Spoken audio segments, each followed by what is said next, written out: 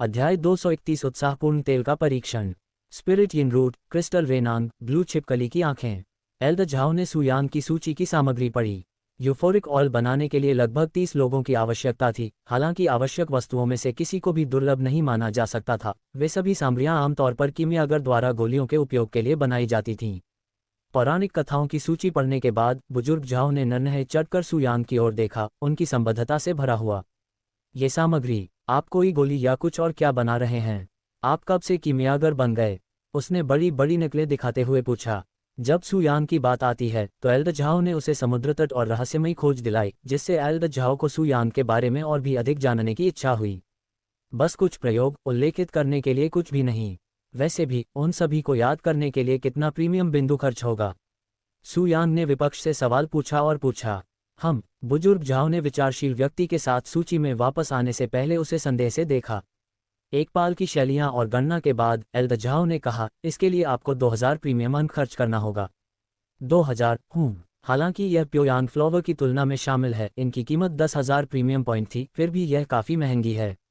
मैं बाकी हूँ। सुयान ने सिर हिलाया और उन्होंने जारी किया, फिर अगर मैं इसे व्हाइट पर्ल ट्रेजरी को बेचूं तो इसके लिए कितना प्रीमियम उपहार मिलेगा? सुयान ने यूफोरिक ऑयल की एक बोतल निकाली और उसे एल्द झाओ के सामने डेस्क पर रख दिया, उसे उठाया और आश्चर्यचकित कर दिया। यह क्या माना जाता है? यह पानी की तरह का हाथ है, लेकिन इसमें थोड़ी सी झलक भी दिखती है। अंदर के तरल के निरीक्षण के लिए बोतल को इधर उधर घुमाते हुए बुजुर्ग झाओ ने कहा। इसकी गंध का तो जिक्र ही नहीं। ये काफ़ी तेज और आकर्षक सुगंध है। जब एल्द झाओ ने अचानक पूरी तरह से पेशेवर अभिनय करना शुरू कर दिया तो सुयांग मुस्कुराई। इसे यूरोफोरिक तेल कहा जाता है और अगर इसे महिलाओं के शरीर पर लगाया जाए तो यह उनकी त्वचा को मजबूत कर सकता है। उन्होंने इसकी मुख्य पेशकश के बारे में बताया। क्या कहा? बुजुर्ग झाओ की तस्वीरें उड़ गईं और उन्होंने तुरंत कांच की बोतल से कटिंग बंद कर दी।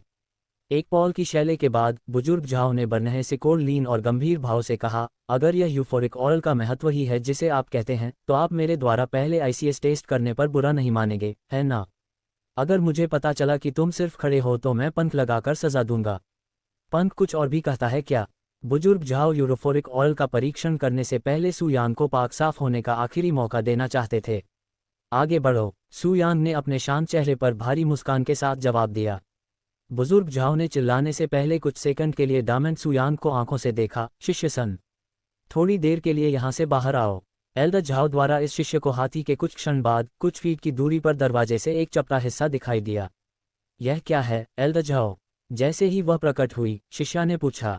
जब सुयांग ने शिष्य का अदृश्य चेहरा देखा तो वह थोड़ा ऊपर उठी। यह आप हैं? शिष्य सुयांग को भी लाभ हुआ। कुछ समय हो गया, एल्द सन की पोती, सुयांग ने कहा। मेरा एक नाम है, सुरक्षा पता है। सन जिंगजिंग, उसने जवाब दिया।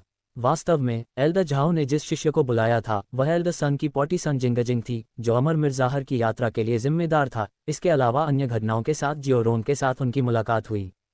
सन जिंगजिंग, हो। सुयांग ने जब उसका नाम सुना तो उसने मुस्कुराने से खुद को रोक नहीं पाया, क्योंकि उसके बाद उसे होली सेंट्रल कॉन्टिनेंट के होली स्वॉर्ड अकादमी के प्रमुख शिष्य वू जिंगजिंग की याद आ गई। क्या मेरे नाम में कुछ अजीब बात है? वह उससे पूछता है, जो उसका परिचय हंसी पर देता है। इसने मुझे सिर्फ किसी और को याद किया है जो मैं जानता हूँ, बस इतना ही। आप दोनों एक दूसरे को जानते हैं। बुजुर्ग झाओ ने सन जिंगजिंग पर बरनहे पर अध्ययन किया। सुयांग लाइक व्यक्ति के साथ सन जिंगजिंग का किस प्रकार का संबंध है? उनके दादा एल्ड सन के बारे में आप क्या जानते हैं?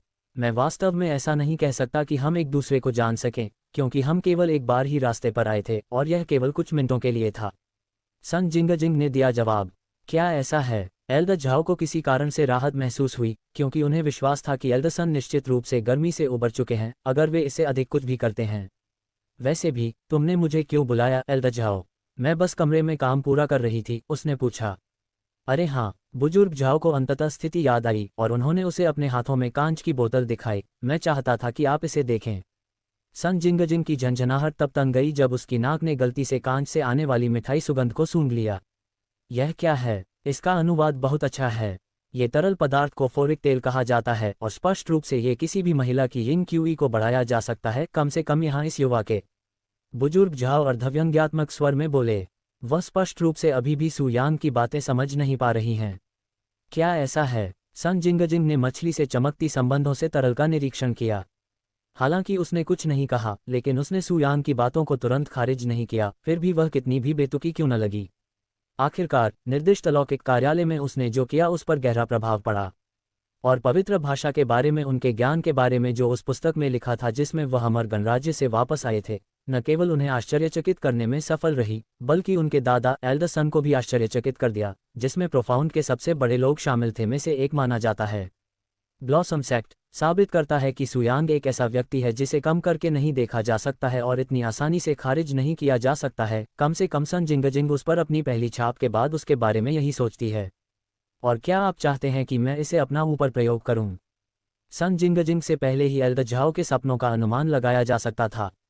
हाँ, अगर आपको बुरा न लगे तो एल्डर झाओ पर कोई ऐसी चीज नहीं थी जो वह नहीं चाहते थे, क्योंकि वह परम प्रतिष्ठित एल्डर सन की पोती हैं। एक पल की शैली के बाद सन जिंगजिंग ने हिलाया सिर। या बहुत अच्छा, मैं ये कहूंगा। अध्याय 232 एल्डर झाओ के साथ सट्टेबाजी। खुद पर यूफोरिक ऑयल का परीक्षण करने के लिए सहमत होने के बाद सन जिंगजिंग ने कांच की बोतल पकड़ ली और दूसरे कमरे में वापस चली गई। लेकिन जाने से पहले उसने सू यांग से पूछा, प्रभावी होने के लिए मुझे कितना उपयोग करने की आवश्यकता है?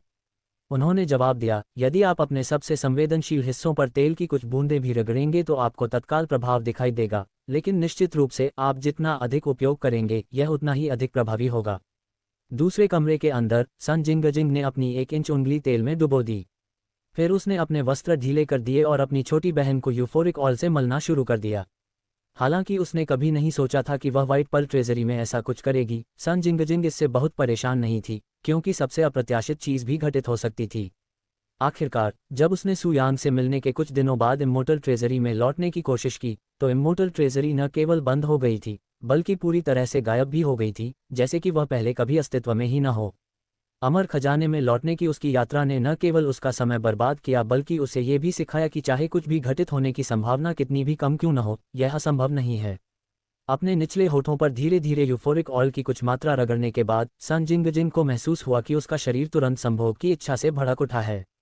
यह अविश्वसनीय है। जब उसने अपनी कुंवारी बोर के साथ खेलना शुरू किया तो उसने मन ही मन सोचा, क्योंकि सन जिंगजिंग एक इनकोर्ट शिष्या के रूप में प्रोफाउंड ब्लॉसम संप्रदाय में शामिल हो गई, जिसमें एल्डर सन की भूमिका थी, वह प्रोफाउंड ब्लॉसम संप्रदाय के भीतर एकमात्र शिष्या बन गई जो अपने शुद्ध इंसार के साथ इनकोर्ट शिष्या बन गई। और तथ्य ये है कि इनकोर्ट की शिष्या होने के बावजूद सन जिंगजिंग अभी भी कुंवारी है, जिससे इनकोर्ट के हर पुरुष शिष्य के बीच उसकी अविश्वसनीय रूप से मांग हो गई है, और यहाँ तक कि अधिकांश कोर शिष्यों ने भी उसे लुभाने की कोशिश की है। हालांकि क्योंकि वह केवल अपने दादा एल्डर सन के कारण प्रोफाउंड ब्लॉसम संप्रदाय में शामिल हुई थी, सन जिंगजिंग ने उन सभी को अस्वीकार कर दिया और आज भी शुद्ध बनी हुई है। ऐसा कहा जा रहा है कि इसका मतलब यह नहीं है कि सन जिंगजिंग हमेशा के लिए पवित्र रहना चाहती थी, क्योंकि वह भी किसी दिन एक साथी बनाना चाहेगी। हालांकि उसके चरित्र के कारण ऐसी इच्छाएं पीछे रह गई हैं, खासकर जब उसके लिए किसी ऐसे व्यक्ति को ढूंढना एक चुनौती है जो उसे थोड़ा सा भी प्रभावित कर सके। इस बीच जब सन जिंगजिंग खुद पर यूफोरिक ऑयल का परीक्षण कर रही थी, तो एल्डर झाओ ने सू यांग से यूफोरिक ऑयल के बारे में अधिक जानकारी प्राप्त करने की कोशिश की। वैसे भी आपको वह चीज़ कहाँ से मिली, या आपने इसे किसी और से खरीदा था? कौन जानता है कि यह कहाँ से आया? यहाँ तक कि मैं भी नहीं जानता। सू यांग ने अपना सिर हिलाया और कहा, जब मैं एक दिन उठा तो यह मेरे तकिए के पास था। बुजुर्ग झाओ ने भौहें चढ़ा लीं और गुर्राया, क्या तुम सच में सोचते हो कि मैं ऐसी बकवास पर विश्वास करूंगा? सू यांग ने केवल कंधे उचकाए।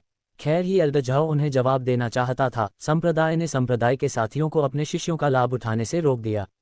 यदि किसी संप्रदाय के बुजुर्ग को अपनी स्थिति का महत्व दिया जाता है और शिष्यों को अपने रहस्यों को उजागर करने या अपना सामान देने के लिए दबाव डाला जाता है या जबरदस्ती किया जाता है, तो उस संप्रदाय के बुजुर्ग को तुरंत संप्रदाय के नेताओं से सजा। अगर आपने मुझे नहीं बताया है तो बस इतना कहिए। बुजुर्ग झाओ ने अपना सिर हिलाना और भरा होना चाहा। इसके बाद वह शांत हो गईं और कई मिनट तक ऐसा ही करती रहीं। किसी तेल का परीक्षण करने में कितना समय लगता है? जिंगजिंग के 1 घंटे तक सन आउट होने के बाद दूसरे कमरे में प्रवेश करने के बाद बुजुर्ग झाओ अधीरता महसूस करने लगे। सू यांग ने शांत मस्क के साथ कहा, जब इस तरह की बात आती है तो आपको किसी भी महिला के साथ शांत मुस्कान नहीं करनी चाहिए। आप क्या जानते हैं? इस विषय पर मेरे लिए व्याख्यान अभी 100 साल पहले उपलब्ध हैं। बुजुर्ग झाओ ने उड़ाए उड़ान। वह 100 से अधिक वर्षों से इस प्रोफाउंड ब्लॉसम संप्रदाय से अलग हैं, और जब वह अपने चरम पर थे तब उन्होंने अनगिनत शिष्यों के साथ खेती की, और उनके दिमाग में सू यांग ने अपनी सामने वाली महिलाओं के बारे में बहुत अधिक बात की यहाँ थे। क्या आप उस बारे में सोच रहे हैं? सू यांग अपनी अज्ञानता पर हंसे बिना नहीं रह सका। बुजुर्ग झाओ ने बरनहे सिकोड़ करने कहा, भले ही आपकी तकनीक बाहरी दरबार के शिष्यों को दी जा सकती है, लेकिन वरिष्ठ अनुभवी विशेषज्ञ संप्रदाय के बुजुर्ग, अगर आप इसका इस्तेमाल करेंगे तो उन्हें कुछ भी महसूस नहीं होगा। बुजुर्ग झाओ को इस बात की पूरी जानकारी थी कि सुयांग एक निश्चित अवधि के लिए अपनी मालिश के लिए काफ़ी लोकप्रिय थी, लेकिन उनकी नज़र में ऐसा सिर्फ इसलिए हुआ क्योंकि उनके सभी ग्राहक बाहरी कोर्ट के शिष्य थे। हो, आप उस स्थान पर क्या तैयारी कर रहे हैं? सुयांग ने अनोखी आंखों से पूछा। तुम बहुत खूबसूरत लगना चाहते हो। सुयांग को इस तरह का खिंचाव भी लगता था। इसकी बात अभी भी बुजुर्ग झाओ जोर जोर से हंसने लगे। ये सही है, सुयांग ने सिर हिलाया। चूंकि आप ये कहते हुए काफ़ी ऊंचे स्तर पर लग रहे थे कि मेरी तकनीक संकाय के सदस्यों पर काम नहीं करती है, तो आपको ये शर्त का लाभ मिलना चाहिए। दिलचस्प। बुजुर्ग झाओ ने विचारशील चेहरे से अपनी ओर देखा। उसे ऐसा कुछ भी नहीं मिल रहा है जो उसका मनोरंजन कर सके। एल्द झाओ ने हमेशा अपनी बोरियत दूर रखी सोता रहता है। हालांकि अब जब कुछ ऐसा सामने आया है जिससे उनकी रुचि बढ़ सकती है, तो उनके पास सुयांग के छोटे से दांव को खारिज करने का कोई कारण नहीं है। क्या शर्तें हैं? उसने सुयांग से पूछा। ये वास्तव में सरल है। आप 3 संप्रदाय के बुजुर्ग बच्चे जो हमारे दांव में भाग लेने के लिए अपना समय दान करने को तैयार हैं, और मैं उन पर अपनी तकनीक का उपयोग करूंगा। यदि मैं उन तीरों को शामिल नहीं कर सकता तो आप जीतेंगे। यह मेरे लिए कोई चुनौती भी नहीं होगी। बुजुर्ग झाओ व्यवहार से भर गए। यदि आप उनमें से किसी एक से भी परिचित हों तो मैं इसे अपना नुकसान मानूंगा। बुजुर्ग झाओ ने सुयांग को अपनी टेक्नोलॉजी से कम एक को डेट करने के लिए 3 जगह दी, कुछ ऐसा जो सुयांग ने अपनी आंखें बंद करके और हाथ जोड़कर भी कर लिया था। बहुत अच्छा। सुयांग के पास एल्द झाओ की उदारता को ठीक करने का कोई कारण नहीं था, जो खुद के पैर में चुरा घोंपने के समान थी जब वह पहली बार बोर्ड पर चॉपिंग कर रही थी। अध्याय 233 उत्साहवर्धक तेल बेचना।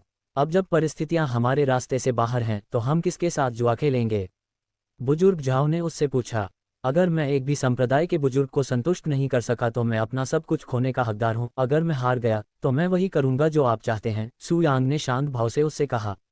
आप कितने साहसी हैं? बुजुर्ग झाओ ने सुयांग की ओर अपनी आंखें सिकोड़ लीं, जो इतना आश्वस्त लग रहा था कि वह हारने की कल्पना भी नहीं कर सकता था। इस बारे में क्या ख्याल है? यदि आप हार गए तो आप मुझे बताएंगे कि आपने यूफोरिक ऑयल कहाँ से प्राप्त किया है। बुजुर्ग झाओ सुयांग को बहुत अधिक धमकाना नहीं चाहते थे, क्योंकि वह ऐसा व्यक्ति था जो अपने चेहरे को महत्व देता था। यह मेरे लिए ठीक है, सुयांग ने सिर हिलाया। एल्द झाओ ने कहा, अगर मैं हार गया? देखते हैं। जब तक ये स्टॉक में है मैं आपको इस व्हाइट पर्ल ट्रेजरी से कोई भी एक चीज़ हड़पने की अनुमति दूंगा, जबकि व्हाइट पर्ल ट्रेजरी के पास सबसे मूल्यवान संसाधन और खजाने भी हैं। एल्द झाओ को भी विश्वास था कि वह इस दांव में सुयांग से नहीं हारेंगे, इसलिए उन्होंने सुयांग के कम प्रतीत होने की तुलना में इतने ऊंचे दांव के साथ दांव लगाने में संकोच नहीं किया। कम दांव। जब सुयांग ने एल्द झाओ की बातें सुनी तो उनके चेहरे पर एक रहस्यमयी मुस्कान आ गई। वह व्हाइट पर्ल ट्रेजरी से कोई एक वस्तु चुन सकता है। ये पहले से ही उसकी अपेक्षा से कहीं अधिक है। वास्तव में सुयांग का इरादा केवल कुछ प्रीमियम अंक मांगने का था, लेकिन अफसोस बाद में अपने आंसुओं को भरने के लिए बुजुर्ग झाओ ने अनजाने में अपने लिए एक और गड्ढा खोद लिया था। बहुत अच्छा, इसके बाद मैं आपके 3 संप्रदाय के बुजुर्गों के मिलने का इंतजार करूंगा। सुयांग ने उत्सुकता से सिर हिलाया। उन्होंने आगे कहा, इस बीच आप मुझे व्हाइट पर्ल ट्रेजरी में मौजूद हर चीज़ की सूची क्यों नहीं दिखाते? मैं देखना चाहूंगा कि जीतने के बाद चुनने लायक कुछ है या नहीं। बुजुर्ग झाओ का चेहरा डूब गया और वह गंभीर स्वर में बोला, इतना अहंकारी मत बनो। आप जीतने के बाद इसे देख सकते हैं, यदि आप जीतते हैं। सुयांग और एल्द झाओ द्वारा शर्त लगाने के कुछ मिनट बाद आखिरकार दरवाजा खुला और सन जिंगजिंग सेब की तरह लाल चेहरे के साथ कमरे से बाहर चली गई, और उसकी अभिव्यक्ति में शर्मिंदगी देखी जा सकती थी। शिष्य रवि। बुजुर्ग झाओ ने चौड़ी आंखों से उसकी ओर देखा। वहां पृथ्वी पर क्या हुआ? वह काफी थकी हुई लग रही थी। ऐसा लग रहा था जैसे वह परीक्षण के दौरान काफी सक्रिय थी। मुझे क्षमा करें एल्द झाओ, सन जिंगजिंग ने अचानक दुखी भाव से उससे कहा। ये सोचते हुए कि वह अपनी बात खत्म करने में लगे समय के बारे में माफ़ी मांग रही है, बुजुर्ग झाओ ने अपना सिर हिलाया और कहा, ये ठीक है, इतना समय भी नहीं लगा। नहीं, मेरा मतलब यह नहीं है। सन जिंगजिंग ने उसके सामने यूफोरिक ऑयल बढ़ाया और कहा, मैं खुद से आगे निकल गई और जितना मुझे करना चाहिए था उससे अधिक इस्तेमाल किया। उद्धरण चिन्ह। जब बुजुर्ग झा ने देखा कि कांच की बोतल में एक से अधिक यूफोरिक तेल खत्म हो गया है तो उनका जबड़ा जमीन पर गिर गया। यह है। बुजुर्ग झाओ अवाक थे, लेकिन वह अभी भी जानना चाहते थे, परिणामों के बारे में क्या? उसने उससे पूछा। ये काम किया। बहुत। सैन जिंगजिंग ने शर्मीले भाव से कहा, कुछ ऐसा जो एल्द झाओ ने पहले कभी नहीं देखा था। अगर मुझे इसकी तुलना प्रोफाउंड यिंग गोल से करनी हो तो ये कम से कम 3 गुना अधिक प्रभावशाली है। सन जिंगजिंग ने जारी किया। हे भगवान, 3 गुना प्रभावशाली। बुजुर्ग झाओ अब क्लासिक अवाक और हतप्रभ थे। उसने धीरे धीरे सुयान की ओर मुचा से कहा और मन ही मन सोचा, मुझे पता होना चाहिए कि अब वह ये यूफोरिक ऑयल कहाँ से मिले। अब जब आपको पता है कि यह काम करता है तो क्या आप इसे शॉपिंग मॉल में कहेंगे? सुयांग ने मुस्कुराहट के साथ पूछा। भले ही एल्डर झाओ को यह स्वीकार करने से नफरत हो, वह वास्तव में इस यूरोफोरिक ऑयल का अध्ययन कर रहे थे, लेकिन पोलैंड के कारण उन्हें अपने लिए कुछ भी निर्णय लेने से पहले इसे सांप्रदायिक नेताओं को दिखाना होगा, क्योंकि यह नई खोज काफ़ी हद तक बदला जा सकता है। गहरा खिलना संप्रदाय, आप इसके लिए कितने प्रीमियम अंक चाहते हैं? बुजुर्ग झाओ ने भाव से प्रश्न पूछे। मुझे इसके लिए 3000 प्रीमियम अंक चाहिए, सुयांग ने नाक भाव से कहा। 3। बुजुर्ग झाओ ने सुयांग के चेहरे पर लगभग मुक्का मार दिया से अधिक के लिए तेल दिया। क्या दोष है? आप किसी ऐसी चीज़ के लिए 3000 प्रीमियम अंक का भुगतान नहीं कर सकते जो प्रोफाउंड यिंगोली से 3 गुना अधिक प्रभावी है। सुयांग ने मजाकिया लौंडे में बात की। आप, बुजुर्ग झाओ ने खुद को शांत करने के लिए जबरदस्ती डीप वर्ल्ड ली और रिलीज जारी रखी। अगर यह पूरी बोतल होती तो 3000 प्रीमियम पॉइंट के लीज हो सकते थे, लेकिन जैसा कि आप देख सकते हैं, केवल 2/3 ही बच गए हैं। हालांकि एल्डर झाओ को पता था कि यह सुयांग की गलती नहीं थी, फिर भी वह उसे थोड़ा परेशान करना चाहता था, भले ही उसने ऐसा करने के लिए उसे कुछ हद तक त्यागना पड़ा। और निश्चित रूप से, सुयांग ने आश्चर्य से अपनी नाहें को ऊपर उठाया। जो सुन रहा था उस पर विश्वास नहीं हो रहा था। यह मेरी समस्या कैसे है? यदि ऐसा है तो आप दवा से मुक्त होकर पहले पूरी बोतल का उपयोग कर सकते हैं, सुयांग ने उनसे कहा। बुजुर्ग जाओ, वह सही हैं, ये पूरी तरह से मेरी गलती है कि केवल 2/3 बचे हैं। सन जिंगजिंग ने भी उन्हें चित्रों की कोशिश की। वास्तव में मैंने उसका उपयोग मुझे भुगतान करने के विवरण के लिए किया है। स्थिति के बारे में आश्वस्त महसूस करते हुए सैन जिंगजिंग ने 3000 प्रीमियम पॉइंट में से 1000 का भुगतान करने की प्रतिज्ञा की। बुजुर्ग झाओ ने अपनी आरा और अपना सिर हिलाया। भूल जाओ, व्हाइट पर्ल ट्रेजरी इसे 3000 में खरीदें। बुजुर्ग झाओ ने कहा, आप उस स्थान पर इस्तेमाल किए गए यूफोरिक ऑयल का इस्तेमाल कर हमेशा के लिए मेरी मदद के लिए एक पुरस्कार के रूप में सोच सकते हैं। बुजुर्ग झाओ, धन्यवाद। सन जिंगजिंग ने अपनी कृतज्ञता समर्पण के लिए समर्पण किया। बाद में एल्डर झाओ सुयांग के पास की टिप्पणी में कहा गया, मुझे अपना पहचाना बजा दो और मैं शहीद कॉलेज का साथी हूँ।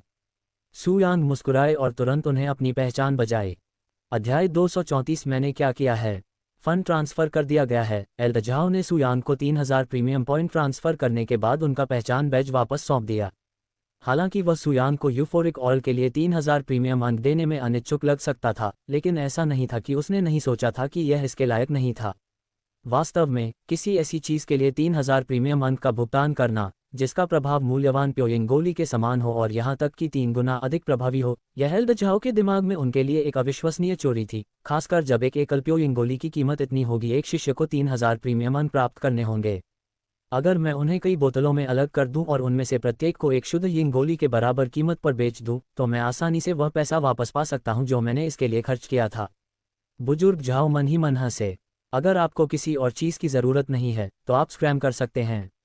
बुजुर्ग झाओ ने उसे पहचान बैज सौंपने के बाद उससे कहा, जहां तक हमारे समझौते की बात है, मैं तैयार होने पर आपसे संपर्क करूंगा। सुयांग बता सकते हैं कि एल्डर झाओ अब उनका चेहरा नहीं देखना चाहते थे, लेकिन दुर्भाग्य से एल्डर झाओ के लिए उन्हें अभी भी अधिक यूफोरिक ऑयल बनाने के लिए सामग्री खरीदने की ज़रूरत थी। मुझे इस सूची में सब कुछ चाहिए। सुयांग ने उसे फिर से सूची दिखाई। उद्धरण चिन्ह ... उद्धरण चिन्ह। बुजुर्ग झाओ ने उनसे कुछ नहीं कहा और सूची छीन ली। क्या आप मेरे लिए ये सामान पीछे से ला सकते हैं? बुजुर्ग झाओ ने सन जिंगजिंग से पूछा जब उसने उसे कागजात सौंपे। सन जिंगजिंग ने सिर हिलाया और फिर से पीछे चला गया। कुछ मिनट बाद सन जिंगजिंग सामग्री के एक बड़े बैग के साथ वापस लौटे। आपने जो कुछ भी सूचीबद्ध किया है वह यहाँ है, यदि आप चाहें तो दोबारा जांच लें। सुयांग को अंदर सामग्री देखने के लिए बैग खोलने की ज़रूरत नहीं थी और बैग के अंदर क्या था ये बताने के लिए केवल एक सूंघने की ज़रूरत थी। कोई ज़रूरत नहीं है, उसने एल्डर झाओ को 2000 प्रीमियम अंक वापस देते हुए कहा। एल्डर झाओ को 3000 प्रीमियम पॉइंट के लिए यूफोरिक ऑयल की एक बोतल बेचने और उसमें से 2/3 यूफोरिक ऑयल की 2 बोतलें बनाने के लिए पर्याप्त सामग्री पर खर्च करने के बाद सुयांग ने भविष्य के लिए 1000 अतिरिक्त प्रीमियम पॉइंट के साथ व्हाइट पर्ल ट्रेजरी छोड़ दिया। कुल मिलाकर उनका उद्देश्य बिना किसी रुकावट के पूरा हो गया। एल्डर झाओ के साथ उनके छोटे से दांव का जिक्र नहीं है, जो उनकी जेब को व्हाइट पर्ल ट्रेजरी से एक और मूल्यवान खजाने की गारंटी देगा। ऐसा कहा जा रहा है, भले ही वह व्हाइट पर्ल ट्रेजरी द्वारा पेश किया गया सबसे मूल्यवान खजाना प्राप्त कर सकता है, ये संभवतः सुयांग जैसे किसी व्यक्ति के लिए किसी काम का नहीं होगा, खासकर जब उसके पास पृथ्वी के 9वें स्तर पर खेती का आधार है। आत्मा क्षेत्र। एक बार जब सुयांग घर लौटे तो उन्होंने बैग से सभी सामग्रियां हटा दी और अधिक यूफोरिक ऑयल बनाना शुरू कर दिया। इस बीच व्हाइट पर्ल ट्रेजरी में वापस आकर एल्द झाओ ने सन जिंगजिंग से पूछा, क्या आपको सूची में मौजूद हर वस्तु याद है? सन जिंगजिंग ने सिर हिलाया। मैं चाहता हूं कि आप और इस यूरोफोरिक तेल की सूची हर किसी से गुप्त रखें, यहां तक कि किसी संप्रदाय के बुजुर्ग भी, यदि वे शेष हैं, जब तक कि संप्रदाय के नेता आधिकारिक तौर पर न ये बताएं कि हमें क्या करना चाहिए। मैं समझता हूं, उसने तुरंत उत्तर दिया। उद्धरण चिन्ह, अच्छा है, और अपने दादाजी से कहो कि वे 2 दिन की मुलाकातों में आए, क्योंकि मेरे साथ उनके महत्वपूर्ण सदस्यों पर चर्चा हुई है। मैं यह उसे बताता हूं। जहां तक आज जो कुछ हुआ उसके बारे में आपको ज़्यादा ध्यान देने की ज़रूरत नहीं है, क्योंकि प्रोफेसर ब्लाउंडोसम कम्युनिटी में ये काफ़ी अनोखा है। और जब आप आखिरकार अपने लिए एक दोस्त की तलाश में रहते हैं तो आप उसे भी ज़्यादा शर्मनाक काम कर लेते हैं। रहोगे। दूसरे कमरे में बुजुर्ग झाओ नहीं चाहते थे कि सुन जिंगजिंग आज अपने काम से बहुत परेशान हो, क्योंकि उनकी खेती प्रभावित हो सकती थी। भले ही वह सान जिंगजिंग को नहीं पता था कि एल्द झाओ को कैसे जवाब देना चाहिए, क्योंकि इससे उसे और अधिक शर्मिंदगी और अजीब एहसास होगा। आप आज के लिए जा सकते हैं। तब साओ झा ने उनसे कहा। प्रोफाउंड ब्लॉसम संप्रदाय के अंदर बहुत कम लोग हैं जिनमें एल्द झाओ के मामले में सन जिंगजिंग जैसा ही व्यवहार है। चूंकि वह एल्द सन की पोती है जो एल्द झाओ के साथ बाहरी अदालत के शिष्यों के दिनों से ही मित्र बनी हुई है, एल्द झाओ सान जिंगजिंग को केवल एक शिष्य के रूप में नहीं देखा जा सकता था। दरअसल पूरे प्रोफाउंड ब्लॉसम संप्रदाय में सन जिंगजिंग के एकमात्र शिष्य हैं जो एल्द झाओ जैसे किसी भी व्यक्ति के आसपास इतनी विविधता से व्यवहार कर सकते हैं। ऐसा कहा जा रहा है कि सन जिंगजिंग को एल्द झाओ के पूर्व निर्धारित व्यवहार के बारे में पूरी तरह से पता है, फिर भी उसने ऐसा व्यवहार करने का निर्णय लिया जैसा कि वह नहीं बता सकती, क्योंकि वह किसी अन्य शिष्य के बारे में नहीं चाहती थी कोई भी अनहोनी अफवाह शुरू करें। ये कहे जाने के बाद कि वह हो सकता है, सन जिंगजिंग ने व्हाइट पर्ल ट्रेजरी छोड़ दी और घर लौट आया। एक बार जब वह अपने कमरे में लौटी तो घर के अंदर रहने वाली एकांत व्यक्ति होने के बावजूद सुन जिंगजिंग ने खुद को अपने कमरे में बंद कर लिया। जब उसे यकीन हो गया कि आसपास कोई नहीं है तो सन जिंगजिंग ने एक छोटी सी बोतल फेंकी जो उसके लबादे के अंदर छिपी हुई थी और उसके चेहरे से देखने लगी। मुझसे शास्त्रीय प्रश्न है एल्द झाओ, वह भरा हुआ है। जब वह दूसरे कमरे के अंदर गया तब सन जिंगजिंग ने वास्तव में कुछ यूफोरिक ऑयल अपने में छिपा लिया था और उसे घर ले आई थी। जब उसने उस आनंद का अनुभव किया जो उसके शरीर में यूरोफोरिक तेल लाया, तो वह घर पर अकेले इस्तेमाल करने के लिए अपने लिए कुछ चुराने की इच्छा का विरोध करने में असमर्थ थी। मैंने क्या किया है? ये संविधान कि मैं ऐसा कुछ कहूँगा? मैं पागल हो रहा हूँ। जिंगजिंग को तब राहत मिली जब एल्द झाओ ने यूफोरिक ऑयल का एक घटक होने के बाद उस पर संदेह नहीं किया और यहाँ तक कि उसके सहयोगी को भी स्वीकार कर लिया, अन्यथा वह शर्म से खुद को मार डालती थी। और हालांकि उसने अपने काम का तिरस्कार किया, लेकिन निश्चित रूप से उसे इसका पछतावा नहीं था। एक बार जब सन जिंगजिंग तैयार हो गई और उसकी आंखें नंगी हो गईं, तो उसने अपने सबसे अधिक संदेश क्षेत्र पर कुछ यूफोरिक ऑयल मलना शुरू कर दिया। कुछ सेकंड बाद सन जिंगजिंग खुद को आनंदित करते हुए कराहने लगी। अध्याय 235 संप्रदाय नेताओं का कार्य।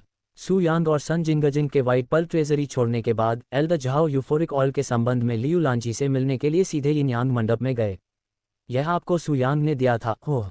लियू लांची ने गंभीर भाव के साथ अपनी मुट्ठी में कांच की बोतल का बारीकी से निरीक्षण किया। सू यांग की संलिप्तता वाली किसी भी चीज़ के लिए उसे बेहद सतर्क रहने की आवश्यकता होती है, क्योंकि कौन जानता है कि उसके जैसा कोई अप्रत्याशित व्यक्ति क्या करेगा।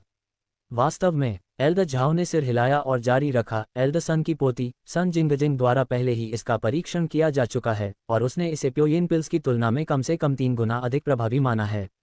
लियू लांची ने एक पल के लिए भी कुछ नहीं कहा और अपनी उंगलियों को चिपचिपे तेल में डुबोया और सीधे बुजुर्ग झाओ के सामने वह अपने लबादे के नीचे खुद को रगड़ने लगी। उद्धरण चिन्ह उद्धरण चिन्ह। बुजुर्ग झाओ ने अंदर ही अंदर आह भरी लेकिन कुछ नहीं कहा और अपनी आंखें बंद कर लीं। कुछ क्षण बाद लियू लांची ने कहा, यह वास्तव में एक महत्वपूर्ण खोज है। अगर हम ये पता लगा सकते हैं कि यह कैसे बनाया गया है या ये कहाँ से आया है, तो ये प्रोफाउंड ब्लॉसम संप्रदाय की समग्र शक्ति को काफ़ी बढ़ावा देगा। यदि प्रोफाउंड ब्लॉसम संप्रदाय के भीतर महिला शिष्यों को उनके यिन क्यूई को बढ़ावा मिला तो उनके साथ खेती करने वाले पुरुष शिष्यों में भी सुधार होगा। हालांकि लियू लांची जितनी उत्साहित थी उतनी आशावादी नहीं थी, क्योंकि कौन जानता है कि भविष्य में उन्हें इस यूफोरिक ऑयल का एक और भी प्राप्त होगा या नहीं। क्या सू यांग ने आपको कुछ बताया कि उसने ये कहाँ से प्राप्त किया? उसने एल्द झाओ से पूछा।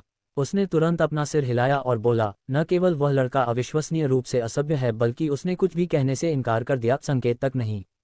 क्या ऐसा है? लियू लांची ने मन ही मनाह भरी। उसके बारे में भूल जाओ, यहाँ तक कि संप्रदाय नेता के रूप में वह भी नहीं जानती कि सू यांग जैसे किसी व्यक्ति के साथ ठीक से कैसे व्यवहार किया जाए। हालांकि कोई सुराग हो सकता है, बुजुर्ग झाओ ने अचानक कहा। जारी रखें। उद्धरण चिन्ह।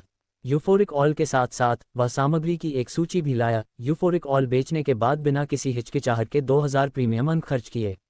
अगर मुझे अनुमान लगाना है तो उस सूची का यूफोरिक ऑयल से कुछ लेना देना है, शायद एक नुस्खा। उद्धरण चिन्ह। जब लियू लांझी ने एल्डर झाओ की बातें सुनी तो उनकी आंखें चमक उठीं। क्या आपको उस सूची में शामिल हर सामग्री याद है? उसने उससे पूछा। मैं करता हूँ। उद्धरण चिन्ह। अच्छी बात है, लियू लांझी ने उत्साह से शाप दिया, उनकी चतुराई को कम आंकने के लिए सुयांग पर लगभग हंसते हुए। हालांकि उन्हें कम ही पता था कि सुयांग ने ऐसी स्थिति की भविष्यवाणी की थी। ऐसा कहा जा रहा है, भले ही वे यूफोरिक ऑयल बनाने की सामग्री जानते हों, अगर उनके पास यूफोरिक ऑयल बनाने के लिए आवश्यक तकनीक और कौशल दोनों नहीं हैं, तो चाहे वे कितने भी प्रयोग करें, वे सफल नहीं होंगे। इसलिए क्यों सुयांग ने उन्हें सामग्री की सूची देखने देने की परवाह नहीं की। बुजुर्ग झाओ ने अपनी यादों से सामग्री की सूची को याद किया और लियू लांझी की इच्छा के अनुसार इसे कागज के एक टुकड़े पर लिखा। ये हमारे साथ है। उसने इसे पूरा करने के बाद ये काम किया। सामग्री को पढ़ने के बाद लियू लांझी ने कहा, यह काफी लंबी सूची है। इससे यह अधिक प्रामाणिक सूची है। उद्धरण चिन्ह। बहुत अच्छा, लियू लांझी ने सिर हिलाया और जारी किया। हालांकि हम मनगढ़ंत गोलियां नहीं बना रहे हैं। मैं चाहता हूं कि प्रोफाउंड पिल हॉल सूची का अध्ययन करें और देखें कि उन्हें क्या मिल सकता है। इसके अलावा, जैसा कि हम कर सकते हैं, दवा के साथ काम कर रहे हैं और ज़्यादातर स्वास्थ्यवर्धक बूटियां, मैं चाहता हूं कि मेडिसिन हॉल भी इसमें शामिल हो। उन्हें कुछ यूफोरिक तेल के नुस्खे बताएं और देखें कि वे क्या समझ सकते हैं कि इसे कैसे बनाया जाता है। उद्धरण चिन्ह। मैं लौटता हूं, लेकिन उसके बारे में क्या? बुजुर्ग झाओ ने पूछा। उसे, अगर आपका मतलब सुयांग से है, तो मेरा उसके साथ पहले से ही एक और व्यवसाय है, इसलिए मैं जल्द ही उसे मिलूंगा।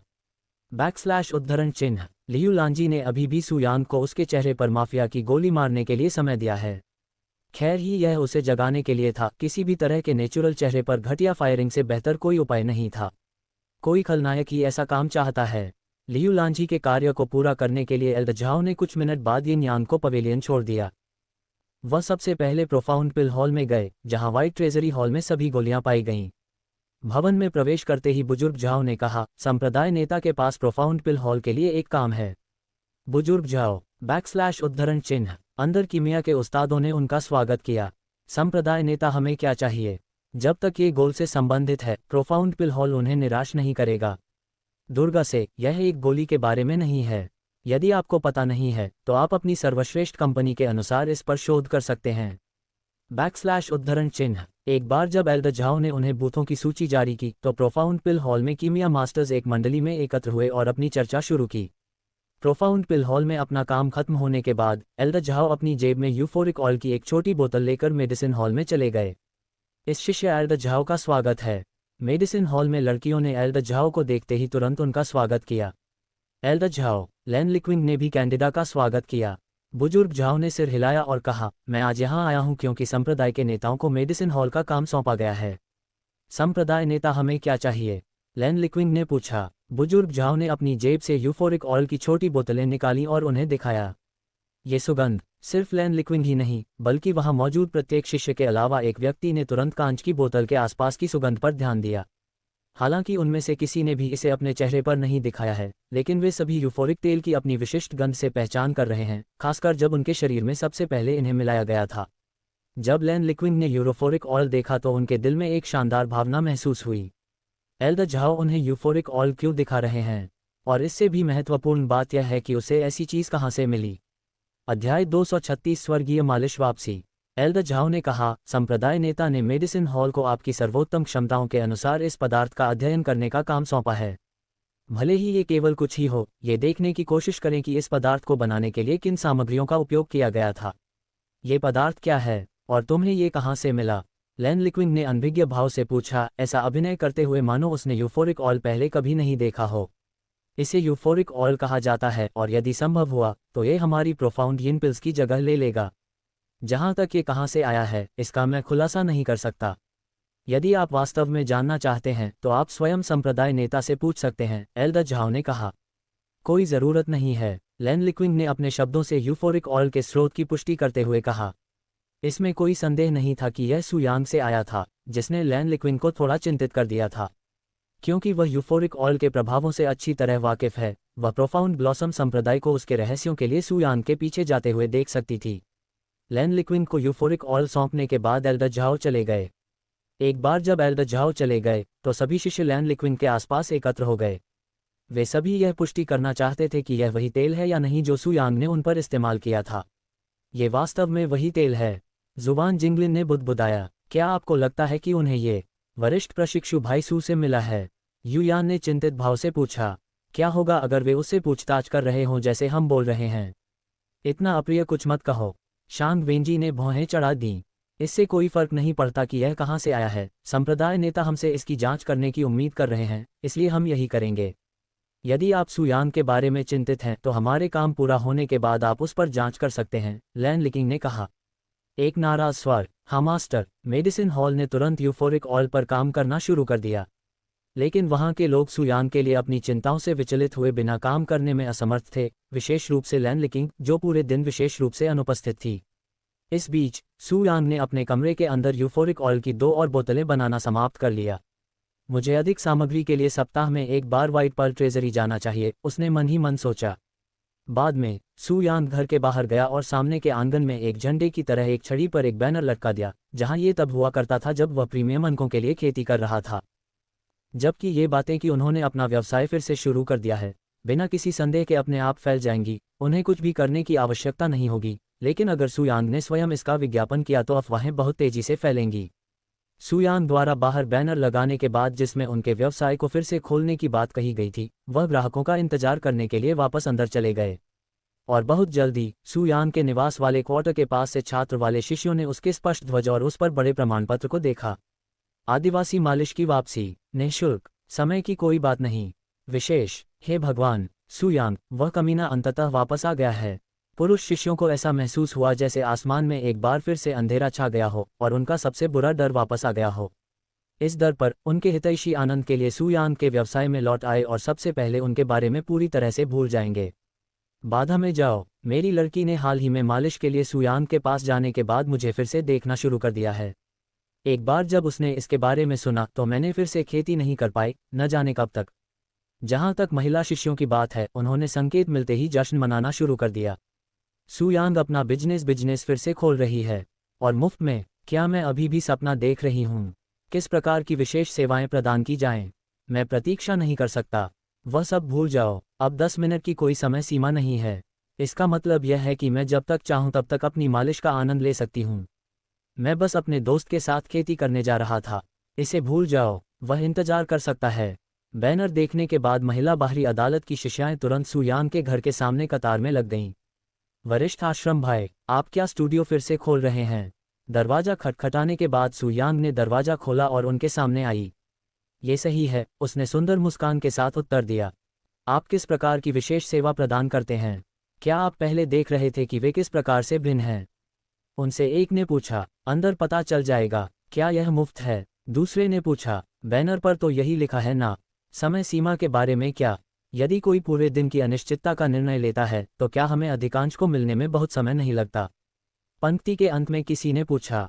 आपको इसके बारे में चिंता करने की ज़रूरत नहीं है, क्योंकि आप में से ज़्यादातर लोग लंबे समय तक टिक नहीं पाएंगे, सुयांग ने कहा। मैंने जवाब दिया। वैसे भी आप पहले अंदर क्यों नहीं आए ताकि हम इसे शुरू कर सकें? सुयांग ने पंक्ति में सबसे पहले व्यक्ति से कहा। और ठीक है। पंक्ति में सबसे पहले शिष्या ने उत्सुकता भाव के साथ घर में प्रवेश किया और उसकी बेचैनी पंक्ति के अंत में बैठे लोगों द्वारा भी महसूस की जा सकती थी। एक बार जब महिला शिष्या सुयांग के कमरे में प्लेसमेंट हुई तो उन्होंने शांत स्वर में पूछा, क्या आप मालिश करना चाहती हैं या आप मेरे साथ साधना करना चाहती हैं? माफ़ करें, महिला शिष्या ने सुयांग को बड़ी बड़ी आंखों से देखा, ऐसा खास दिख रहा था जैसा विश्वास ही नहीं हो रहा हो। और यह संकेत कि उसने उसे गलत सुना है। उसने पूछा, क्या तुम मेरे जैसे किसी व्यक्ति के साथ खेती करना चाहते हो? यदि आप यही चाहते हैं, सुयांग ने मुस्कुराते हुए उत्तर दिया। उद्धरण चिन्ह ... उद्धरण चिन्ह। शिष्या निरुत्तर हो गई। जब वह यहाँ आई तो उसे कभी उम्मीद नहीं थी कि ऐसा कोई विकल्प होगा। मैं आपके साथ खेती करना चाहता हूँ, उसने तुरंत उत्तर दिया। बाहरी दरबार के बहुत से शिष्य आंतरिक दरबार के शिष्य के साथ खेती करने से इनकार नहीं करेंगे, सुयांग जैसे कुशल और सुंदर व्यक्ति के साथ तो बिल्कुल भी नहीं। बहुत अच्छा, आप अपने कपड़े क्यों नहीं उतार देते ताकि हम शुरू कर सकें? बिस्तर पर लेटने से पहले महिला शिष्या ने तेजी और खूबसूरती से अपने कपड़े उतार दिए। कुछ क्षण बाद सुयांग ने अपनी मोटी छड़ी उसमें डालने और उसकी यिन क्यूई को अवशोषित करने से पहले उसके शरीर के साथ खेलना शुरू कर दिया। अध्याय 237 संकट में संप्रदाय के बुजुर्ग। अघघहा अघघहा। जब सुयांग ने अपने शरीर को अपने मोटे बट से नष्ट कर दिया तो महिला शिष्या खुशी से चिल्लाने लगी और उसके छेद को अपने बट के आकार में बदल दिया। और जब से उन्होंने साधना शुरू की कुछ ही मिनटों में महिला शिष्या बहुत अधिक यान क्यू जारी करने के कारण पहले ही थक गई थी। सुयांग ने कहा, अगर हम खेती करते हैं तो आपके शरीर को यिन क्यू की कमी से नुकसान हो सकता है। हालांकि वह इस कमरे में कुछ सेकंड के बाद जाने के लिए अनिच्छुक थी, महिला शिष्या अपनी अलमारी के बाद चली गई। पहली सेवा के बाद एक अतिथि से अधिक महिला शिष्यों ने सुयांग के घर के सामने की तिमाही में प्रवेश किया, लेकिन जब सुयांग के घर में प्रवेश करने वाला पहला ग्राहक केवल कुछ मिनट के भीतर रहने के बाद वापस लौट आया तो बाहर इंतजार कर रहे सभी लोग स्थिर रह गए। आप पहले से ही बाहर क्यों हैं? आप अंदर गए अभी 10 मिनट भी नहीं हुए हैं। कतर में 2 लोगों ने यह पूछा कि वह प्रवेश करने वाले पहले व्यक्ति के रूप में अपना अवसर तोड़ने के लिए मूर्खतापूर्ण व्यवहार कर रही है। आप एक बात नहीं हैं। महिला शिष्या ने अपना हिला सिरिया और शरीर के साथ छेड़छाड़ की, जिससे उसकी चाल और चाल अजीब हो गई। लाइन में लोग हैरान भाव से उसे जाते हुए देख रहे थे और सोच रहे थे इसका मतलब क्या था। सुयांग ने अपने कमरे के अंदर से कहा, पंक्ति में अगले मेहमान, कृपया अंदर के मेहमान। पंक्ति में प्रत्येक व्यक्ति ने फिर कुछ नहीं सोचा और घर में प्रवेश कर गया। एक बार जब वह अपने कमरे के अंदर थी तो सुयांग ने पूछा, क्या तुम मालिश चाहती हो या खेती करना चाहोगी? लड़की ने सुयांग को बड़ी आंखें और अद्भुत भाव से देखा, जो आखिरी लड़की की तरह थी। आप कौन सी सेवा लेना चाहते हैं? मैं आपकी मालिश कर सकती हूँ या मैं आपकी देखभाल कर सकती हूँ। सुयांग ने अपने शब्द टैप को दोहराया जब लड़की कई सेकंड के बाद भी कोई प्रतिक्रिया नहीं दे रही थी। मैं खेती करना चाहता हूँ। वह अभी भी स्थिति के बारे में अनिश्चित है, उसने सवालिया लौंडे में जवाब दिया। बहुत अच्छा, कृपया अपने अपार्टमेंट हटा लें ताकि हम व्यवसाय शुरू कर सकें। महिला शिष्या ने अपने आपत्तिजनक इशारे किए और बाहर निकल गईं और सुयांग ने कुछ सेकंड बाद अपना आश्रम शुरू किया। महिला शिष्या को उस आनंद पर विश्वास नहीं हो रहा था जो उसे महसूस हो रहा था। ऐसा था जैसे वह एक अलग दुनिया में प्रवेश कर गई हो। और पिछले ग्राहक की तरह वह कुछ ही मिनटों में थक गया। वरिष्ठ बोटे भाई, आप अद्भुत हैं, उसने भव्य स्वर में कहा। सुयांग ने कहा, यदि आप किसी भी समय यात्रा पर वापस लौटते हैं तो मैं यहाँ हूँ। लड़की ने सिर हिलाया और तुरंत चली गई। एक बार जब महिला शिष्या ने अपने घर से बात की तो दस्तावेजों के आधार पर उसने कहा, आप बड़े भाई बहन से मालिश प्राप्त कर सकते हैं या आप उसकी खेती कर सकते हैं। और आपको नामांकित किया गया है। क्या हम बुजुर्ग व्यापारी भाईसू के साथ खेती कर सकते हैं? लाइन में इंतजार कर रही लड़कियां हैरान रह गईं और उनके विवरण और उत्साह के साथ आकाश पर पहुंच गए। आपने किसे चुना? उनसे एक ने पूछा। मैं उसके साथ खेती करना पसंद करता हूँ। और ये अलौकिक था, उसने शर्मीली भाव से जवाब दिया। उसकी मालिश से भी बेहतर, दूसरे ने पूछा। जिस तरह से बेहतर हो। जब महिला शिष्यों ने यह सुना तो प्रत्याशा और स्काई का पता चला और उस बिंदु पर पहुंच गई जहां अगर ऐसी मशीनें एक तकनीक बन गईं तो पूरे शहर को नष्ट करने की शक्ति होगी। एक बार जब तीसरे ग्राहक सुयांग के कमरे में नौकरी मिली तो उसने तुरंत कहा, मैं खेती करना चाहता हूं। सुयांग ने केवल सिर हिलाया और कुछ सेकंड बाद उसने महिला शिष्या को जोर से पीटना शुरू कर दिया। अपने तीसरे ग्राहक के साथ काम पूरा करने के बाद सुयांग ने महिला शिष्यों को अपने कमरे में स्वीकार करना जारी रखा और 10 में से 8 ग्राहकों ने उनके साथ साधना सत्र के लिए काम पूरा किया। और प्रत्येक सत्र 10 मिनट से अधिक समय तक चलने के साथ सुयांग प्रति घंटे लगभग 4 से 8 लड़कियों के साथ अभ्यास करती थी। हालांकि क्योंकि हर सत्र छोटा और जल्द होता है, सुयांग एक प्रियजन या अधिक लड़कियों के साथ अभ्यास करने के बाद ही अपनी यान क्यूई को जारी करना चाहती है। सुयांग के घर के बाहर लाइन इतनी बढ़ गई है कि अब कोई भी सुयांग के घर के अंत से नहीं देख सकता है और वहां कम से कम 100 लोग प्रतिष्ठित थे।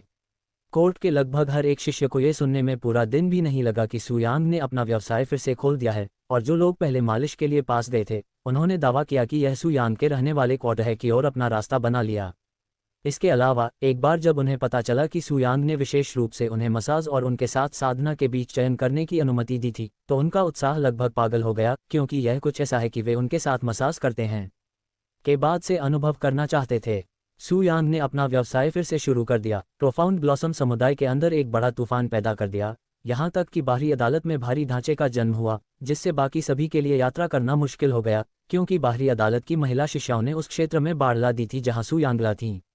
इस बीच सामूहिक के सहयोगियों के पास पुरुष शिष्यों की भूख बढ़ गई, जिसमें उन्होंने अपनी दुकान के बाद से साधक और साधना की कमी के लिए सुयांग को दोषी ठहराया।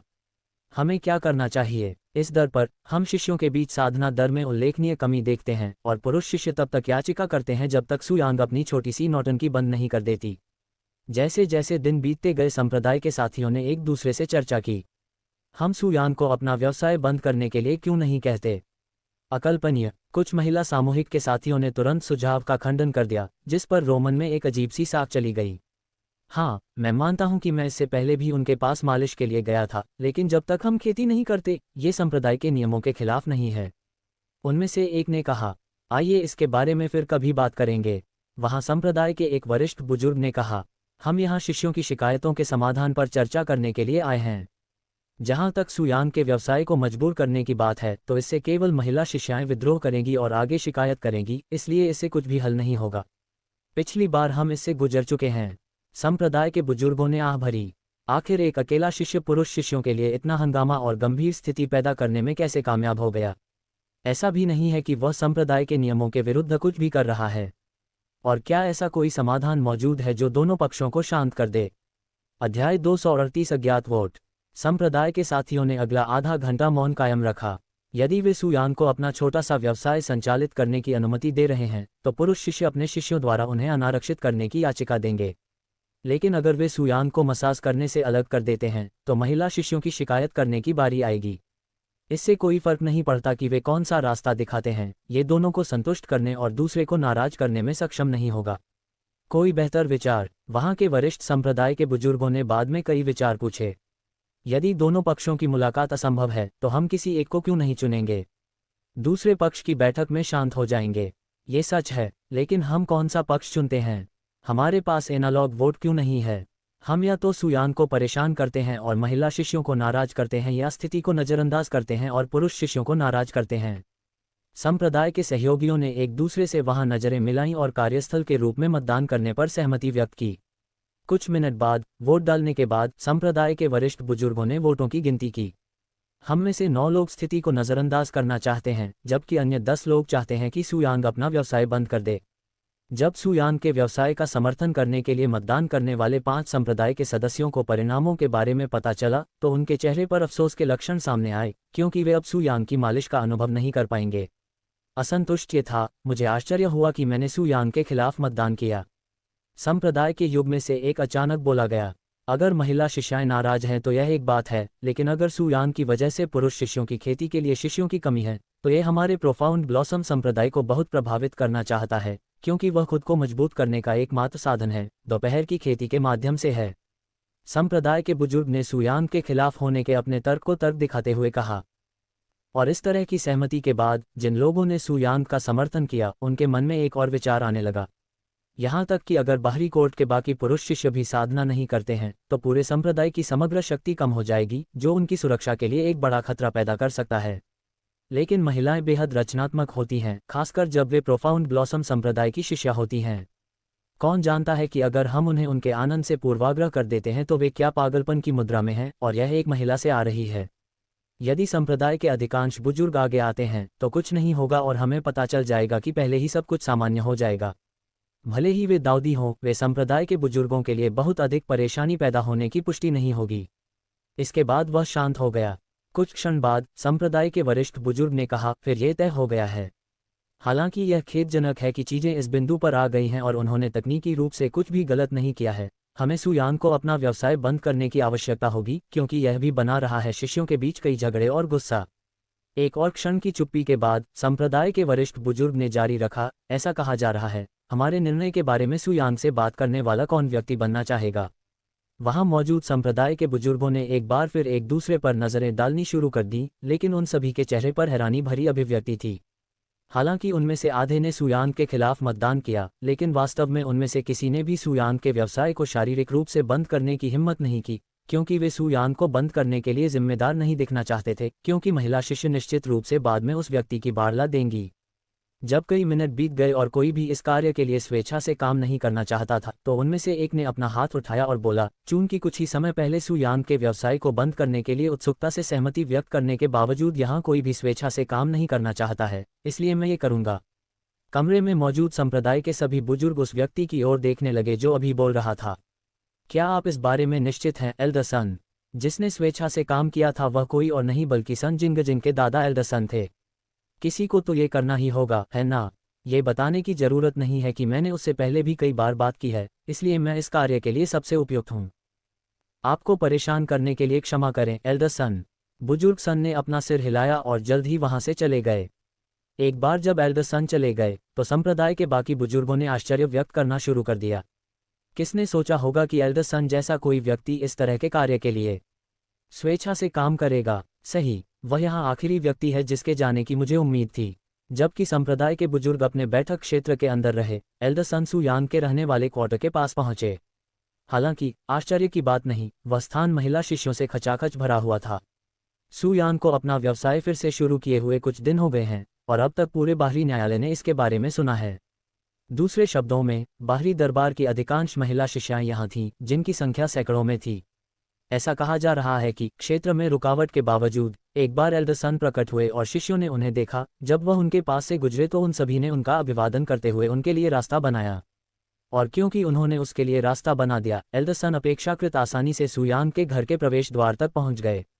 हालांकि जबकि एल्डर सन अपनी इच्छानुसार घर में प्रवेश कर सकते थे, सू यांग के कमरे के दरवाजे बंद थे और चूंकि वह वहां कोई दृश्य पैदा नहीं करना चाहते थे, एल्डर सन ने तब तक बाहर इंतजार करने का फैसला किया जब तक कि सू यांग खुद बाहर नहीं आ गए। कुछ मिनटों के बाद सू यांग के कमरे का दरवाजा खुला और एक महिला शिष्य अस्थिर चाल के साथ बाहर निकली। ऐसा लग रहा था कि उसके पैरों में दर्द हो रहा था। बुजुर्ग सन ने भौहें चढ़ाकर उसे जाते हुए देखा और एक बार जब उसने महिला शिष्या से आने वाली यिन क्यूई की गंध को महसूस किया तो उसने अंदर ही अंदर आह भरी, ये लड़का सू यांग। ये सोचने के लिए कि उसके पास अभी भी खेती करने की ताकत होगी जब इतने सारे लोग हैं।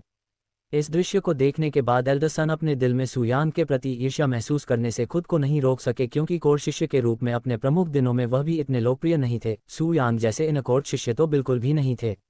हम बड़े सूरज। शिष्य के जाने के बाद सू यांग प्रकट हुए और उन्होंने सहज भाव से कहा, मुझे खुशी है कि आप यहाँ हैं, लेकिन क्या आप जागरूक नहीं हैं? मैं अपने कमरे में केवल महिलाओं को ही स्वीकार करता हूँ। क्या? भाड़ में जाओ, मैं यहाँ एक अलग मामले पर हूँ। किसी भी गलतफहमी को रोकने के लिए एल्डर सन ने तुरंत उस पर चिल्लाया। क्या ऐसा है? सू यांग केवल मुस्कुराई और बोली, चलो अंदर बात करते हैं। अध्याय 239 खेती करने की इच्छा। एल्डर सन के सू यांग के साथ घर में प्रवेश करने के बाद एल्डर सन ने कहा, मैं इसे संक्षिप्त और सरल रखूंगा। आप अभी जो कर रहे हैं उससे बहुत हंगामा हुआ है और संप्रदाय के बुजुर्गों ने इसे हमेशा के लिए रोकने का फैसला किया है। उद्धरण चिन्ह। बिल्कुल सीधा, सू यांग ने कहा, उसकी अभिव्यक्ति अभी भी शांत है। हालांकि आप संप्रदाय के नियमों के खिलाफ कुछ भी नहीं कर रहे हैं, लेकिन इसके कारण कई पुरुष शिष्य साधना करने में असमर्थ हो गए हैं और हम अब ऐसा नहीं होने दे सकते। मुझे आशा है कि आप समझ सकते हैं कि यह केवल संप्रदाय के बुजुर्गों के ध्यान में लाया गया था, क्योंकि उन पर लगातार शिकायतें आ रही हैं और वे सभी इससे तंग आ चुके हैं। एल्डर सन ने सू यांग को समझाया कि हालांकि वे चाहते थे कि वह ऐसा करना बंद कर दे, लेकिन केवल शिष्यों ने ही उन्हें ऐसा करने के लिए मजबूर किया। क्या ऐसा है? सू यांग लापरवाह बने रहे और उन्होंने जारी रखा, तो यह मेरी गलती है कि ये शिष्य अपनी ही महिलाओं को खुश करने में असमर्थ हैं। मैंने सोचा कि प्रोफाउंड ब्लॉसम संप्रदाय अपने शिष्यों को जितना संभव हो उतना विकसित होने के लिए प्रोत्साहित करता है, और यही मैंने कहा है, बस कर रहा हूँ। एल्डर सन को पता था कि सू यांग जैसे किसी व्यक्ति को समझाना आसान नहीं होगा, लेकिन उन्होंने इसकी परवाह किए बिना कोशिश की। ये सच है, लेकिन आपके मामले में ये कुछ ऐसा है जिसे संप्रदाय ने पहले कभी नहीं देखा है। मुझे यकीन है कि संप्रदाय के भीतर कोई भी नहीं है। एक अकेले व्यक्ति से इतने सारे लोगों को विकसित करने की उम्मीद की जा सकती है कि यह वास्तव में परेशानी का कारण बन रहा है। और अगर मैं मना कर दूं तो आप क्या करेंगे? चूंकि मैं किसी भी संप्रदाय के नियमों को नहीं तोड़ रहा हूं, इसलिए आपको मुझे रोकने के लिए, मनाने के लिए एक बेहतर कारण की आवश्यकता होगी।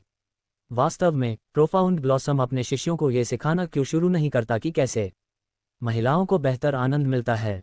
सू यांग, यह ऐसा मामला नहीं है जिसे आप मना कर सकते हैं, क्योंकि हर बाहरी अदालत संप्रदाय के बुजुर्ग आपसे इस नाटक को रोकने की उम्मीद कर रहे हैं। एल्डर सन ने भौहें चढ़ा दी। धोखा, ये दुखद है एल्डर सन। मैं जो कुछ कर रहा हूं वह महिला शिष्यों को खुश करके संप्रदाय की मदद कर रहा है, लेकिन कुछ शिकायतों के कारण आप इन महिलाओं की खुशी छीनने को तैयार हैं। मुझे एक जगह से अलग होने पर शर्म आती है ऐसी मानसिकता के साथ। सू यांग ने अपना सिर हिलाया, ऐसा लग रहा था कि वह परेशानी में है। हालांकि अपने छोटे से कृत्य के बावजूद एल्डर सन को एक पल के लिए भी इस पर विश्वास नहीं हुआ और उन्होंने कहा, हालांकि मैंने आपसे केवल कुछ ही बार बात की है, मैं आपके चरित्र को बहुत अच्छी तरह से जानता हूं, सू यांग, और आप ऐसा कहने वालों में से नहीं हैं। ऐसे शब्द। सू यांग ने मुस्कुराते हुए कहा, तो फिर आप स्पष्ट रूप से मुझे बिल्कुल नहीं जानते। ये देखकर कि यह सब कैसे हो रहा है, एल्डरसन ने आह भरी, इस पागलपन को रोकने के लिए आपको क्या करना होगा? मैं केवल आपको एक संदेश भेजने के लिए यहाँ हूँ। यदि आप मेरी बात नहीं सुनना चाहते हैं तो आपको इससे निपटना होगा, अन्य और वे मेरे जितने धैर्यवान नहीं हैं। सू यांग ने एल्डरसन की ओर से आंखें देखीं। हालांकि बाहरी दरबार के इन सभी शिष्यों के साथ साधना करने से उन्हें जो yin क्यों हुई वह बहुत ही कम थी, लेकिन जब से उन्हें बिना किसी विभेद के इतनी सारी महिलाओं के साथ साधना की प्राप्ति हुई तब से काफ़ी समय हो गया है, और वे लाभ को कम करने के बावजूद इसके प्रचुर आनंद उठाना चाहते थे। ये से हालांकि अगर सू यांग इन बाहरी दरबारों के शिष्यों के साथ खेती करना बंद कर दे तो शायद उसका असर नहीं होगा, लेकिन जब लोग उस पर दबाव बनाते हैं तो उसे यह पसंद नहीं है। मुझे ये स्पष्ट करने दें, मैं जो कर रहा हूँ वह आपके लिए एकमात्र समस्या है, क्योंकि जो महिला शिष्याएं मेरे पास आ रही हैं वे अपने साथियों के पास वापस नहीं जाएंगी और वे शिकायत कर रही हैं, सही है? एक अर्थ में हाँ, बुजुर्ग सूरज ने सिर हिलाया। यदि वे शिष्य रोना बंद कर दे तो आप मुझे परेशान नहीं करेंगे, ठीक है? बुजुर्ग सन ने विचारशील भाव से अपनी ओर देखा और मन ही मन सोचा, इस बार वह क्या करने की सोच रहा है। यदि आप ऐसा कर सकते हैं तो संप्रदाय के बुजुर्गों के पास जो कर रहे हैं उसे कोई और कारण नहीं देना होगा। आप इतने निश्चित रूप से कैसे कह सकते हैं? आपको क्या लगता है मैं कौन हूँ? बुजुर्ग सन ने बड़ी आवाज में कहा, अगर मैं कहूँ कि संप्रदाय के बुजुर्ग आपको परेशान नहीं करेंगे तो वे भी नहीं करेंगे। एक पल की बातचीत के बाद सू यांग ने सिर हिलाया और कहा, मैं तुम्हारी बात मानूंगी। एक सेकंड बाद वह द्वार के पास पहुंच गया। आप कहाँ जा रहे हैं? बड़े सूरज ने पूछा। सू यांग ने कुछ नहीं कहा और बाहर चली गई। एक बार जब वह बाहर गया तो वहां उपस्थित सभी शिष्यों ने उनसे बात करते हुए चिंता व्यक्त की, ये सिद्धांत की क्या कुछ करने वाली है, क्योंकि एल्डरसन की दस्ते के प्रमुख हैं और केवल एक ही कारण है कि वह बाहरी अदालत में शामिल होंगे। मैंने घोषणा की कि 3 चीजें हैं। सू यांग ने अचानक इतनी ही आवाज में बोलना शुरू कर दिया कि पीछे बैठे लोग भी इसे सुनसान जगह पर बैठे थे। एक तो मैं अब ये सेवा जारी नहीं रखूंगा। जब सू यांग ने ये शब्द कहा तो वहां मौजूद हर महिला को ऐसा महसूस हुआ जैसे किसी ने अपनी तेज तलवारों से युद्ध किया हो। क्या कुछ हुआ? क्या यह एल्डरसन की वजह से है? ये बहुत आश्चर्यजनक है। मैं यहाँ घंटों से इंतजार कर रहा हूँ। सू यांग के रहने वाले क्वार्टर के बाहरी इलाके में गर्मी मच गई और एल्डरसन को अपने चेहरे से उथल पुथल की एक बूंद टपकती महसूस हुई जब उन्होंने जनता को लगातार अपना नाम सुनाए जाने को सुना। निश्चित रूप से शिष्यों ने तुरंत उन्हें सू यांग द्वारा अपना दरवाजा बंद करने का कारण माना। एक सेकंड के लिए शांत हो जाओ, मुझे अभी भी 2 और बातें कहनी हैं। सू यांग ने तुरंत उस जगह को शांत कर दिया। हालांकि मैं अब इसे एक सेवा के रूप में नहीं बदलता, फिर भी मेरे दरवाजे के लिए भी खुला रहता है जो मेरे साथ जुड़ना चाहता है। इसलिए कुछ भी बदला नहीं है। इसका अर्थ क्या है? बुजुर्ग सन ने सू यांग को स्तब्ध भाव से देखा, और इससे पहले कि महिला शिष्य इस खबर का जश्न मना सकें, सू यांग ने बोलना जारी रखा, हालांकि ऐसा कहा जा रहा है क्योंकि आप में से अधिकांश लोग अपने सहयोगियों की उपेक्षा कर रहे हैं। अगर यह जारी रहा तो मैं मुसीबत में पड़ जाऊंगा। यदि आप मेरे साथ साधना जारी रखना चाहते हैं, सुनिश्चित करें कि आप कम से कम अपने साझेदारों की उपेक्षा न करें, क्योंकि दिन के अंत में मैं आपका साथी नहीं हूं, केवल खेती करने की इच्छा के साथ प्रोफाउंड ब्लॉसम संप्रदाय का एक शिष्य हूं। पूरी जगह पूरी तरह से शांत हो गई और सू यांग के शब्दों के कई सेकंड बाद भी यह शांत रहा। वहां मौजूद हर कोई कुछ नहीं बोल पा रहा था, जिसमें एल्डरसन भी शामिल थे। अध्याय 240 सुख के देवता। क्या यह आपके लिए काफी अच्छा होगा, एल्डरसन? सू यांग उससे पूछने के लिए मुड़ी, जो उसे आश्चर्यचकित भाव से घूर रहा था। ऐसा लग रहा था कि वह अचंभित है। मुझे लगता है एल्डरसन को नहीं पता था कि कैसे प्रतिक्रिया देनी है, क्योंकि संप्रदाय के किसी भी बुजुर्ग ने इस स्थिति की उम्मीद नहीं की थी। अगर आपको मुझसे और कुछ नहीं चाहिए तो मैं अपनी खेती पर लौटना चाहूंगी, सू यांग ने शांत भाव से कहा। एल्डरसन वहां से निकलने से पहले कुछ क्षण तक मूर्ति की तरह वहीं खड़े रहे, क्योंकि वास्तव में अब उनके रुकने का कोई कारण नहीं था। महिला शिष्यों की ओर से उन पर फेंकी जा रही तेज निगाहों का तो जिक्र ही नहीं किया जा रहा था। उसे डर था कि अगर वह अब और रुका तो वहां की महिला शिष्याएं उसे सचमुच एक खलनायक के रूप में देखेंगी। आउटर कोर्ट छोड़ने के बाद एल्डरसन उस स्थान पर लौट आए जहां बैठक हुई थी, जहां संप्रदाय के बाकी बुजुर्ग उनकी खबर का इंतजार कर रहे थे। बड़े सूरज, आप मेरी अपेक्षा से कहीं अधिक तेजी से लौटे हैं। यह उस शिष्य के साथ कैसे हुआ? क्या उसने आपको कोई परेशानी दी? संप्रदाय के बुजुर्गों ने उनसे पूछा। बुजुर्ग सन ने अपना सिर हिलाया। हालांकि मैं उन्हें रोकने के लिए मना नहीं सका, लेकिन पुरुष शिष्यों को आज के बाद शिकायत नहीं करनी चाहिए। तुम्हारा इससे क्या मतलब है? जबकि संप्रदाय के बुजुर्ग हैरान थे। स्थिति चाहे जो भी हो, वे इस बात से अधिक हैरान थे कि एल्डरसन एक शिष्य को समझाने में असमर्थ थे, खासकर जब वह अनुशासनात्मक दस्ते का प्रमुख हो। एल्डरसन ने आह भरी और संप्रदाय के बाकी बुजुर्गों को समझाया कि क्या हुआ था जब उन्होंने सू यांग को अपना नाटक बंद करने के लिए मनाने की कोशिश की थी। किसने सोचा होगा कि इतना सरल लेकिन प्रभावी समाधान होगा। वहां मौजूद वरिष्ठ संप्रदाय के बुजुर्ग ने बुदबुदाया। उन्हें बस इतना करना था कि सुयांग से महिला शिष्यों को अपने सहयोगियों की अनदेखी करना बंद करने के लिए मनाने के लिए कहना था और उनकी सेवा बंद किए बिना ही सब कुछ हल हो जाता। लेकिन ये सोचने के लिए कि वह महिलाओं की खुशी छीनने जैसी साहसिक बात कहेगा, वह निश्चित रूप से जानता है कि लोगों को मुश्किल स्थिति में कैसे डाला जाए। वहां संप्रदाय के बुजुर्ग हंसे, विशेषकर महिला बुजुर्ग। हालांकि उत्तम परिणामों के बावजूद वहां के प्रत्येक संप्रदाय के बुजुर्ग प्रसन्न नहीं थे। उन्हें ये नापसंद था कि कैसे सुयांग एकमात्र शिष्य के रूप में वह सब कुछ करने में सक्षम था जो वह चाहता था, जैसे कि वह उस स्थान को चलाता था। जैसा कि कहा जा रहा है, उनमें से किसी ने भी बात नहीं की, क्योंकि उनका मानना था कि अगर सुयांग इसी तरह के रवैये के साथ रहता रहा तो वह एक दिन किसी ऐसे व्यक्ति को नाराज कर देगा जिसे वह नाराज करने और कठिन तरीके से सीखने का जोखिम नहीं उठा सकता। एल्डरसन ने कहा, अब हम बस वास्तविक परिणामों की प्रतीक्षा कर सकते हैं। वहां मौजूद सभी लोगों ने सिर हिलाया और कुछ मिनट बाद वे सभी वहां से चले गए। इस बीच आउटर कोर्ट में सुयांग के घर के सामने की लाइन कई घंटों के बाद भी छोटी नहीं हुई। वास्तव में ये और भी बड़ा हो गया था। सुयांग की साधना तकनीक और उनके द्वारा इस्तेमाल की जाने वाली मोती छड़ी के बारे में एक दिन पहले पूरे संप्रदाय में बात सामने आई थी और लगभग हर बाहरी अदालत को अब तक इसके बारे में पता है।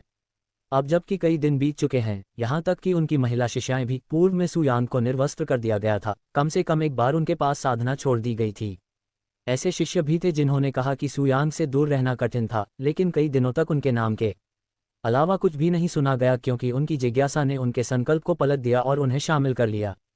पूरे एक सप्ताह तक आउटर कोर्ट में साधना करने के बाद केवल कुछ ही महिला आउटर कोर्ट के शिष्यों की रिहाई हुई, जिसमें अभी तक सुयांग के साथ साधना की गई थी, जिसे वे एक उपलब्धि के रूप में देखते हैं जिसके बारे में जानना चाहिए। इसके अलावा सुयांग आउटर कोर्ट के अंदर एक प्रकार की दिव्य विशेषज्ञ बनी। कई महिलाएं तो उनके बारे में समय समय पर उन्हें आनंद के देवता के रूप में भी बताती रही हैं। एक सप्ताह का भुगतान किया गया जब लियू लांजी अपनी गहरी नींद से जगी थी। एक सप्ताह हो गया है और आपकी नींद का कोई संकेत नहीं है, आपको अभी भी स्पष्ट होना चाहिए। कहा जा रहा है, शेष दिनों में कुछ भी खतरनाक नहीं है अगर यह वापस आ गया है। विश्वास ने एक सप्ताह की निगरानी के बाद लियू लांजी से कहा। एक बार जब डॉक्टर चला गया तो लियू लांजी ने तुरंत एक सप्ताह में पहली बार यिन यांग को पवेलियन छोड़ दिया और एक लक्ष्य को ध्यान में रखते हुए वह बाहरी अदालत की ओर से चला गया।